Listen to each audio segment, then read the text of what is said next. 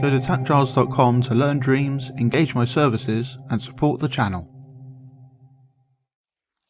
Dreams has a certain style that is very easy to achieve, the painterly style, where flecks are a little messy and look like someone actually drew or painted them in real life.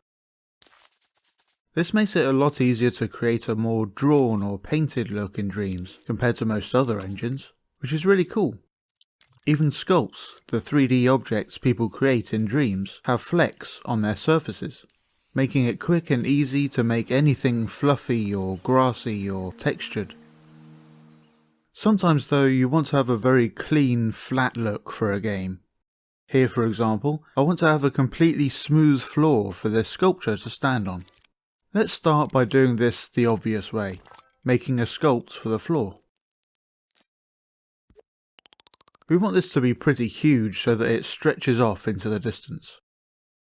Although the bigger a sculpt is, the bigger the flecks on it are, which makes sense. We can lessen the visual impact of this built-in texture with a few settings though. First, the flecks by default have some impasto on them. If you look real close, you can see they're a little raised off of the surface with some 3D-ness to them. That's called impasto. So we can lower that setting and the flecks will now be flat to the surface. We can also adjust how much the inner surface is tinted differently to the flecks on the surface. We can push this up further to easily get even more texture out of our sculpt, or lower the tint entirely to have it be the same colour. There's a ruffle setting which can be very useful for more natural or realistic sculpts. It turns each fleck randomly. So instead of seeing a load of flecks all pointing the same way, the pattern is harder to see as it all blends together, which won't actually help here, but it's something to know about. Sometimes you can dial in the finish settings too, to get the flecks to match the inner colour better. And there's this luma noise setting, which sort of randomises the colour of each fleck a tiny bit for even more texture and richness. Turning this off means there'll all be a uniform colour on the surface of the sculpt, which helps them blend in. It's still quite textured though, because the flecks are large and fairly noticeable. I'll just add more tint to the inner hull so that we can see what the flecks are doing better. When you can see the flecks, we call this loose. Like with the looseness setting here, this makes the flecks larger. It has the look of a loose painting style, where the visuals are more messy and abstract, and the paint strokes are clearer on the canvas. We can reduce the looseness to make it look tighter, the opposite of loose, where the flecks are smaller again. It won't go tighter than it started off at though. So how do we get the sculpt to look more tight and less flecky? The size of these flecks are dependent on how the surface is built by the engine. A sculpt is made up of tiny little cubes constructing the surface, and you can think of it as flecks being splatted onto those cubes. So, the smaller the cubes, the smaller the flecks will be also. To do that, we can use the Detail tool. This lets us optimize a sculpt to be cheaper on thermo, but can also let us use more data to store more cubes on the surface of a sculpt. That means each of those cubes will be smaller on the surface, and so the flecks will be smaller too. So increasing the detail and using up more data on it will give us a tighter look for that sculpt. For example, this car looks a little janky and busted because the flecks are fairly large. If we increase the detail on it, the curves become smoother and we get these nice specular highlights on them.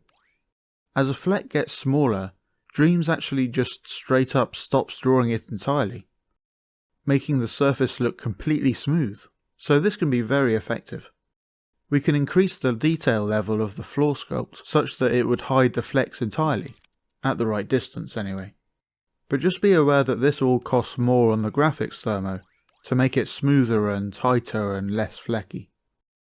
This isn't great if you've sculpted something that looks better flecky though, like a fluffy teddy bear or the leaves on a tree. So there's this Fleck perspective setting to counteract that.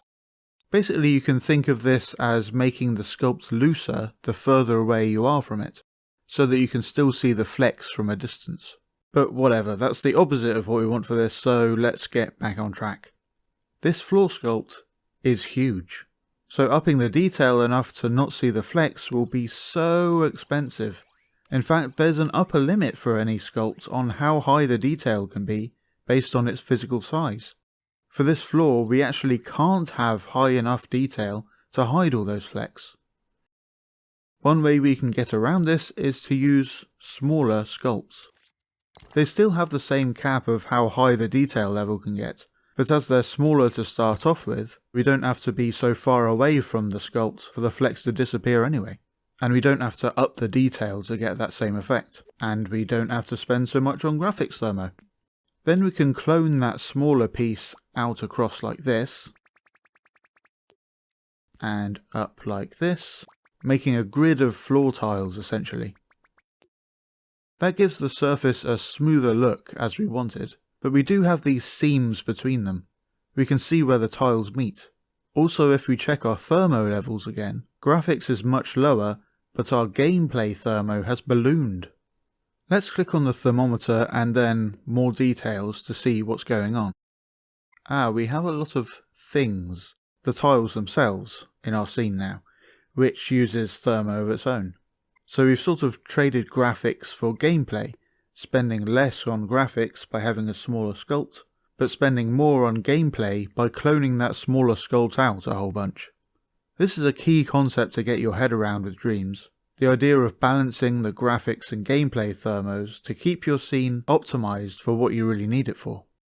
Using the right techniques to get the look you want, but knowing that these techniques have different trade-offs when it comes to memory and performance. Let's go back to our big floor piece. As it's a flat surface, there's another method we can use. Flecks themselves can be completely flat, so we could use that as our floor. Now for this I usually use the default heavy Fleck, which sort of feathers out at the edges and will blend into the sky in the distance. But you could use the opaque square Fleck, which is a perfect flat square with crisp edges. Totally up to you.